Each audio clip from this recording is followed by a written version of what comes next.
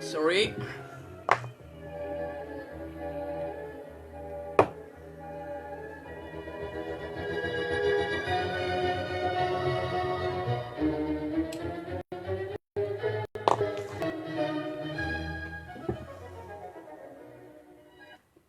Alright, greetings to you all. This video is going to be in English, in the English language. So I'm sorry to my Arabic friends who don't speak or understand English, but just to let you know, this video is going to be in English because I'm going to debunk and refute and answer a Muslim guy who speaks in English. So I have to debunk him and refute him and answer him in English. Greetings to you all. Hassan Al-Badri with you. Okay, the atheist, anti-theist, naturalist, call me whatever. You can call me Barbie if you want to. The video is titled 7 mind-blowing miracles of Allah. A miracle is something out of ordinary, extraordinary, something that goes against logic, against everyday life, something that never happens and occurs only once. That's a miracle. Okay, that's what considered miracle. Generally, globally, that's the definition of a miracle. So let's hear those 7 miracles that this guy claims. It's from the channel called Adam Saleh Vlogs. Okay, Adam Saleh Vlogs, ADAM space SALEH, and then Vlogs, VLOGS. Adam Saleh Vlogs. So let's see if he has some amazing miracles, as he claims. 7 mind-blowing miracles. 7 mind-blowing miracles. Let's hear it.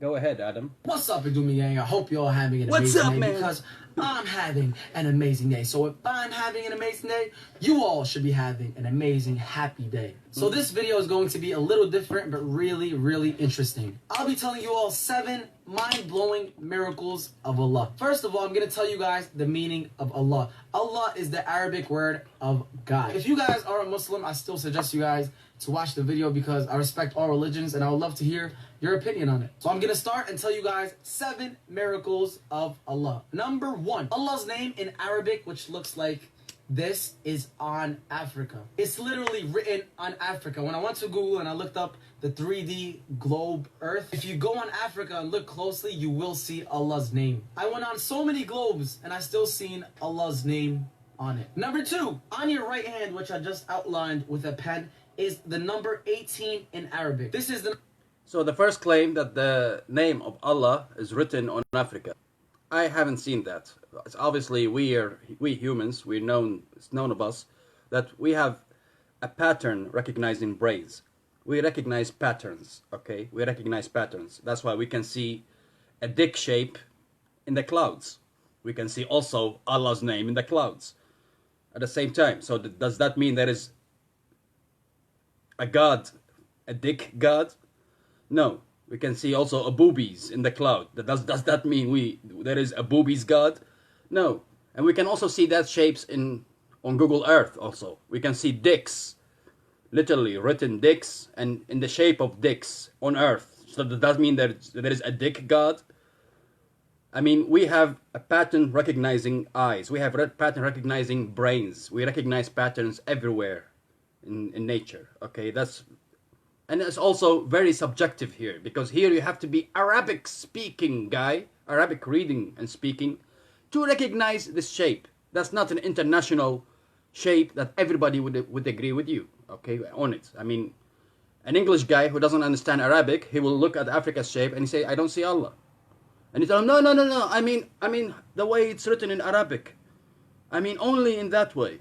So everybody in the world has to learn Arabic to approve your claim, to approve this miracle. A miracle is objective. Everybody will consider it a miracle. It's not subjective. Just because you're Arabic speaking or reading or writing, then you will agree with it. Okay, that's not a miracle. That's a subjective miracle, obviously, which makes it non-miracle. in short. But anyway, that's the first miracle, guys. Do you see how it's a miracle that Allah is written on Africa? The second miracle. The number 1 in Arabic, and this is the number 8 in Arabic, which is 18. And on your left hand is the number 81 in Arabic. This is the number 8 in Arabic, and that's the number 1 in Arabic, which is 81. If you add up 18 and 81, it equals to 99, which is the number of Allah's beautiful names that appear in the Quran. And if you subtract 18 from 81, that equals to 63. The Prophet Muhammad, peace be upon him, passed away at the age of 63. Subhanallah, that's amazing. I remember when I was younger and I used to know about it, I'm like, wow, that's so cool. Everyone has Arabic numbers on their hands. Number 3. He says that everybody has Arabic numbers, like here supposed to be 18 on your right hand, and on your left hand supposed to be 81. Well, unfortunately for you, my lines don't meet. So I have 111, and I have 111. Does that make me an exception? No, of course not, because there are many people, maybe hundreds of thousands, maybe millions like me, which having no meeting ends. You see, it doesn't meet. I have 111, and I have 111 here. So that miracle is disproven by a simple subject here. I mean, I don't get it. I mean, really, are you really that broke of arguments to prove your gods through such childish stuff? Really? Are you really that broke? You don't have any argument. You don't have any scientific argument. You don't have any philosophical argument. You resolve to these kind of arguments. Really? How old are you? I mean, come on, grow up. Grow up, people. Seriously. I have 111. Seriously, look. I mean, here, look. See, it doesn't meet. It doesn't meet. So it's not an 8. 111. 111. 111. I have here too 111. So there you go. I am a clear example, a clear debunking to your miracle here. Yeah, go figure. I don't know. And by the way, you say the beautiful names of Allah, the 99 beautiful names of Allah. What kind of beautiful name is vengeful? Al-Muntaqim. What kind of beautiful name is that? Vengeful. Okay. What kind of beautiful name? Al-Mudhil. Okay. What kind of beautiful name is that? That means the condescending one. What kind of beautiful name is that? Is that a beautiful name? Well, obviously your beauty measures and your beauty values is upside down, brother. Really. If you consider vengeful and condescending, you consider it a beautiful name? Well, okay. I get it then. I get it. All right. I get it. 3. There is a tree in Australia that is doing a rak'ah, like it's praying. Literally, there's a tree in Australia that's doing a rak'ah that's like this. And the amazing thing is that the tree is making ruku', is facing towards the Kaaba, which is, we pray facing the Kaaba, and the tree is facing the Kaaba, which is really, really amazing. Some people go there and take photos with it. Some people go there and pray next to it. If I ever go to Australia, I need to visit that tree. It looks so dope. So the third claim, the third miracle, according to him, according to this shallow, I don't want to say bad words, but again, according to this shallow brains and shallow mind, he says there is a tree in Australia and it does the rak'ah. It does the position, how you pray, okay? It does this, okay? And it does the rak'ah, and it points to the Qibla, to the Mecca, okay? To the Kaaba. Anyway, and he says that's so amazing. Well, there are other trees, they are doing some sexual positions, really. So what does that mean? There are such trees, really. They are doing sexual positions. You literally see a pee going into the punani, and they are really doing each other. So what does that mean? Does that mean there is a sexual God? Is that a miracle of the Kama Sutra God? I'm just wondering. I mean, I'm using my logic. I'm using the same logic as yours. You say there is the rak'ah tree. I've seen trees, and I can provide you with links of trees doing sexual positions, literally, doing doggy style, doing the missionary, doing many positions. Does that mean there is a proof of the Kama Sutra God? With the same logic, brother. I'm using the same logic here. Okay, your logic, I'm using it against you. Obviously, guys, the Kama Sutra God, okay, it exists too. Because Just like there is a rak'ah tree, there is also the fa tree, okay? So Kama Sutra God exists, okay? That's a miracle, by the way. That's the he considered this a miracle. Well, obviously your values of a miracle is you have a very low bar for miracle value, really. Like everything you see it miraculous, really. Whoa, really, you're really funny, really. Before there was a tsunami in Indonesia in 2004, and everything was completely like destroyed and gone, other than the masjids over there. All you can see after the tsunami is the masjids just there and nothing being destroyed in the masjid. After that event happened, a lot of people converted to Islam. A lot of people were closer to Allah because they seen the power of Allah. Like Allah's home is always protected. Maybe some of you guys are thinking like, oh, Adam is just there. Oh, it's just a coincidence. But in the Quran, chapter 41, verse 53, it says, we will show them our signs in all the regions of the earth and in their own souls until they clearly see that this is the truth. So remember, these are amazing signs, amazing miracles by Allah. Number 5, this is...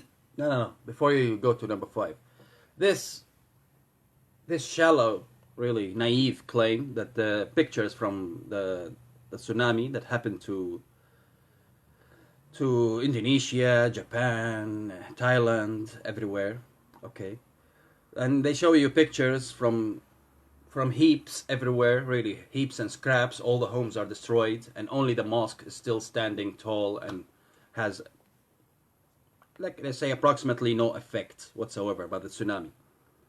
That would be a miracle, you dumb brains, dummy. Okay, that would be a miracle if the houses around the mosque had the same structure, the same concrete, heavy, steady structure.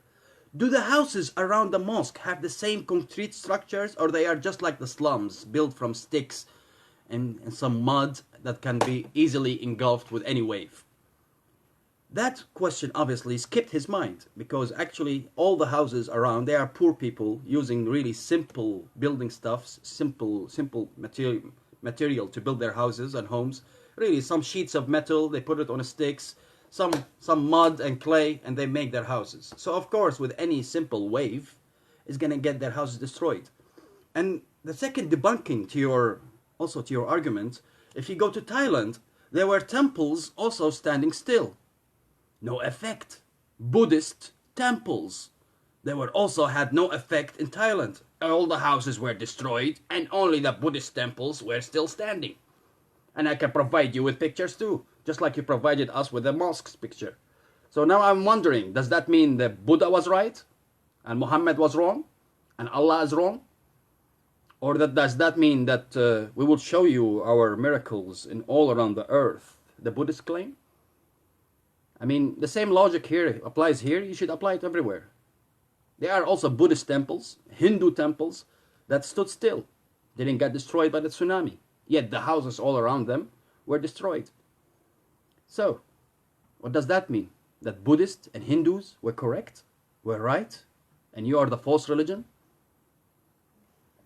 That's a miracle according to him. You see how really high bar he has for miracles? Like this guy, I think this guy, if I do this to him, he's gonna consider it a miracle. If I do this back, oh, a miracle. Such a low bar this guy has, really, of miracles. I mean, everything is miraculous for him, obviously. This is a video of a baby that was crying, and once they put on Quran, it just started to be, feel really relaxed and just like calm down and take a nap and go to sleep. So cute.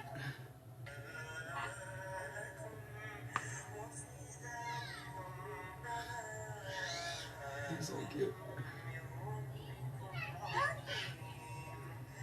Number 666. No. Wait. Oh my goodness. They show a baby who's crying, wah, wah, and he hears Quran and he stays still and he starts listening. He stays quiet. Is that a miracle for you? That's really weird. I mean, I can show you babies who listen to Hindu hymns and they stay quiet too after crying. I can show you babies who listen to Buddhist monks while they say, them, and also they stay quiet. Does that mean the Buddhists and the Hindus are correct again? Brother, really, your bar of miraculous claims is really low. You should put it up higher a bit, okay? Because everything is miracle for you. You are really shallow. You're really naive. I'm sorry, Mr. Adam Saleh. Oh, in Arabic, Adam Saleh. Really, your bar of miracles is really low. You consider everything miraculous. Everything is a miracle. Everything. Everything.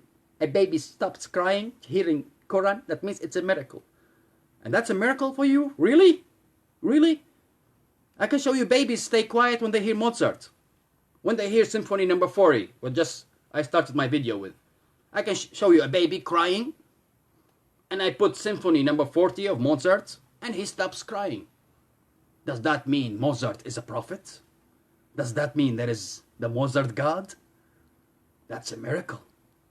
I mean, seriously, you're so naive. You're so shallow. You serious? Are you serious here? God damn it, seriously. Your stupidity is beyond any measures. Fuck's sake. 666. This is a really unique one. The word dunya, which means world, and the word akhirah, which means hereafter, are written in the Quran 115 times. These words are like the opposite, and they're written the same amount, repeated 115 times in the Quran. The word devil and the word angel are repeated 88 times in the Quran. The word Jannah, which means heaven, and the word Nar, which means hell, are repeated in the Quran 77 times. The word woman and man are repeated 23 times in the Quran. The Prophet Isa and Adam both had no dad, and both of their names are repeated 25 times in the Quran, which is the same amount. Now tell me that isn't amazing. Last but not... No, it's not amazing. And I can give you a simple reason it's not amazing. Why? Why it's not amazing? Because that's not the Quran that we know. You played with this Quran. Okay? Show me a Quran from the Prophet's time. Show me the original copy, and then I will judge. I will tell you, okay, this is fucking amazing. Okay? Show me an original copy from your Prophet time. Okay? And I will count the words there. Okay? And I will tell you, okay, it's correct. It's correct. It goes in according with the original copy of the Quran. There is, by the way, a shock to you all Muslims, there is no one copy from your Prophet time. Not even one original copy of your holy book, the Quran, non-existent from your Prophet time. So when that exists, bring it to me and bring it to all us skeptics, and let's count the words of Jannah and Nar, heaven and hell. Let's count of the devil and the angels, al-malaika wa shaitan. Let's count for this and that, all your numerical, miraculous claims. When you show me that, I will concede, and I will tell you, okay, you're correct. You don't show me that, then I'm still skeptic. I don't believe shit from what you said. Seriously, I'm sorry to say, to use harsh words, but sometimes you need to use harsh words to wake up that shallow brains, just like Adam Saleh, really.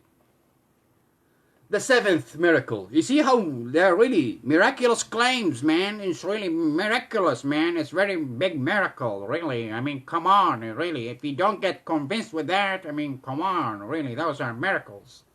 Let's hear the seventh miracle. At least number 7. This is my favorite one. In the Quran, Surah Al-Qamar, which means moon. If you count the verses from Surah Al-Qamar, moon, all the way to the end of the Quran, to Surah Al-Nas, that's 1,389 verses from Surah Al-Qamar, moon, all the way to the end. The year 1389 in the Islamic calendar is 1969 in the modern calendar. And in the year 1969, that's when Neil Armstrong went to the moon. Only the Creator, the all-knowing Allah, can produce a book that, reveals historical events. I hope you all enjoy this video. I want to do something a little different and a little cool and interesting. So if you guys did enjoy it, make sure you give it a thumbs up. And he says from the moon chapter, the moon, until the end of the Quran is 13 blah blah blah, and that's the Islamic years, the Islamic lunar years, and it goes according with the year 1969. Speaking of 69, I can also show you pictures doing 69 position. Does that mean also the Kama Sutra God is real? But back to your claim. back to your claim. You're saying that that's the same year and it's the moon and the same year that Armstrong landed on the moon and it's a miracle and everything. How could God know that? By the way, you ignorant Muslim, because obviously you don't even know your book. Obviously, you don't even know the history of the Quran. Obviously, it's very obvious, because the Quran nowadays, when you read it, it's not in according how the chapters get dropped, get delivered to Muhammad. It's a different order. Okay, show me the original order of the Quran, and where the lunar chapter, the moon chapter, was written, when it ended and when it started. Okay, show me the original order of that. Then I will judge. And again, to you, the number of chapters, the number of ayat, the number of verses that's added after your prophet died. Okay, the number of verse, like before there was no verses. Literally, it was just like a full text.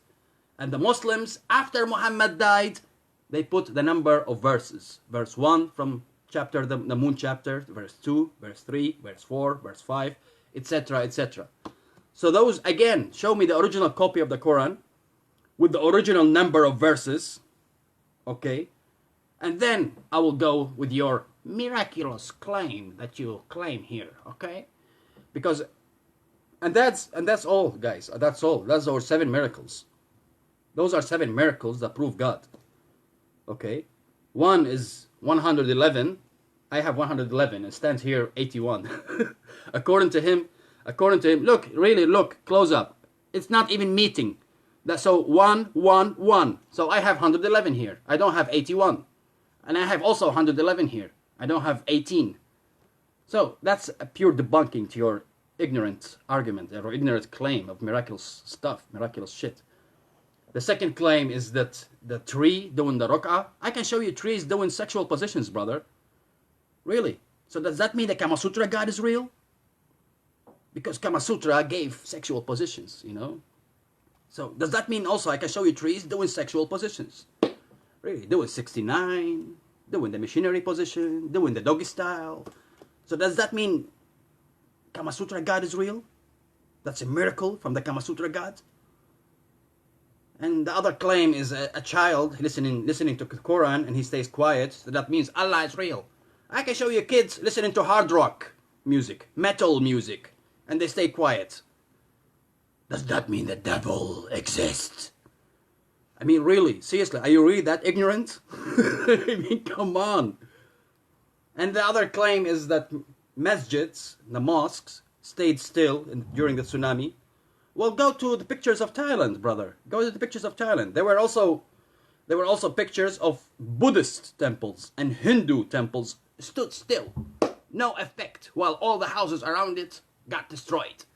Does that mean the Buddha is correct? Or the Hindu gods are correct? That's your, you see how low your bar is? How low it is for miraculous claims?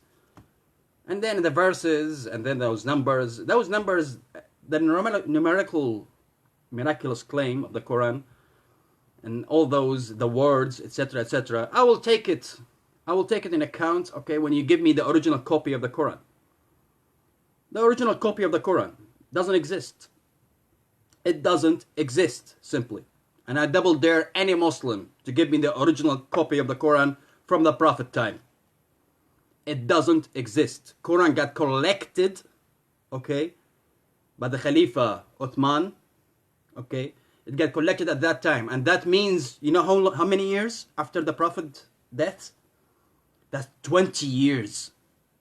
20 years after Muhammad's death, Quran got collected. 20 years. And even that copy, the Uthman copy, is non-existent. It doesn't exist. Even that copy doesn't exist. Okay, so show me at least the original copy of Uthman. Okay, I'm gonna lower my standards. Not the Prophet time. Show me the original copy of Uthman. Where is it? Where is it? Again, I double dare any Muslim to give me the original copy of the Quran from Uthman time. Still doesn't exist. simply and purely. So those are the 7 miraculous claims of Allah. And I mean, I'm really speechless. I don't know, like, sorry, excuse me. I mean, I'm really speechless. I mean, really, it shows how the Muslims, with all the respect to all the Muslim friends, really, but it shows that you are really broke. You have no more arguments, really. So you resolve to some really shitty, simplistic arguments, really, that Allah is written in Africa. Those kind of arguments, a kid listening to the Quran, really. I mean, you resolve to such arguments. That means you're really broke. You have no scientific argument to prove your God.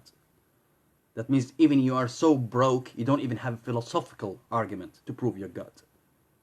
You're really broke, and you should be ashamed of yourself. And instead of claiming such horrible claims, stick to your religion, okay? I'm not telling you to be atheist, okay?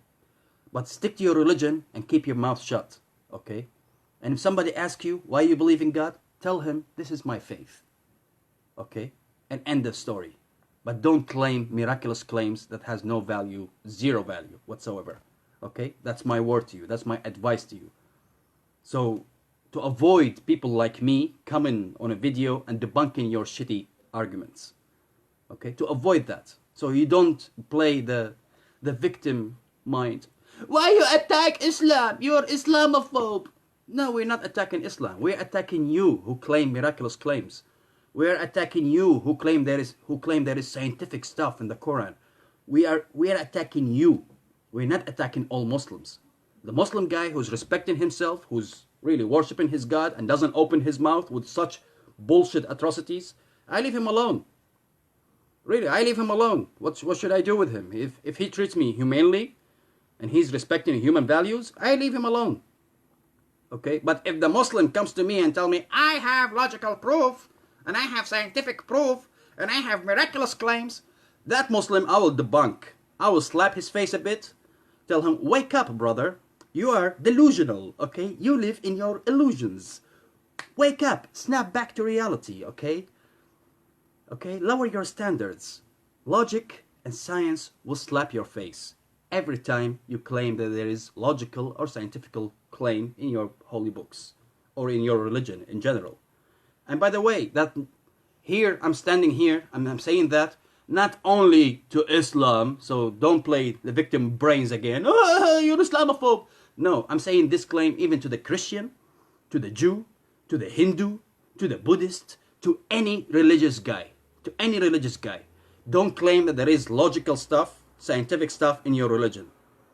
If you claim that, logic and science will slap your face. Okay? So I'm not Islamophobe. And even the word Islamophobe or Islamophobia. Phobia means fear without reason. Without reason to back up your fear. I am not Islamophobe. Okay? I'm not Islamophobe. I don't have phobia. My fear from Islam based on real values, real concrete values that we see and measure every day. Which is Islam sometimes leads people to kill anyone who disagrees with their thoughts. That's a justified fear. That's not unjustified fear. That's not a phobia. That's a justified fear. Okay? So correct your term because it's really an oxymoron term. Islamophobia and Islamophobe. That's all, folks. I wish you to have a good weekend. Today is Saturday, actually, and we're having a good weather. And as usual, all the love, all the respect, and cheers, and kisses to you. See you.